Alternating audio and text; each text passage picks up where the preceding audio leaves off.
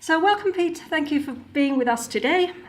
What's the number one concern you hear from spokespeople about the media? The big thing with them is being quoted out of context. Just about everyone I see that comes to my training, they've always had some issue where they say they've been quoted out of context. Basically, and the basic reason for that is something they don't all realise, and that's that basically any media interview is taken out of context, because they'll talk to a journalist for this long and the journalist will only ever use a few little pieces out of there.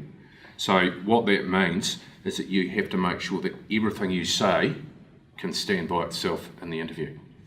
And our idea is one that says, look, New Zealand can't keep borrowing money at $380 million a week.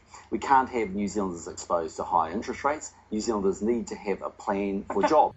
Okay, so there you can see the 3 points John Key made, and what he did in that interview, he kept coming back to those again and again in different ways, just like I've been saying. Not good enough, says the union. We at the association have watched 9 of our colleagues shot over the last 2 years.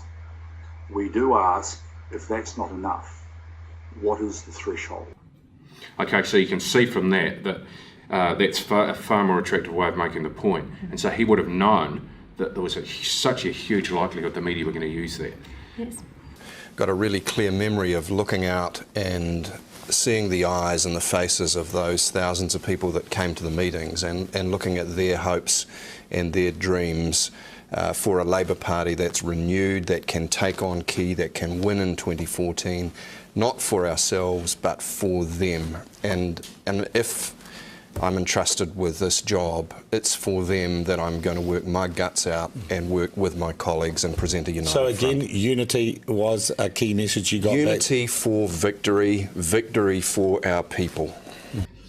Okay, so you can see there how the hand movement actually really made it look real believable what he was saying. So again, you could probably argue towards the end of that he was maybe acting a little bit too much, whereas John Key is so good because he's just natural.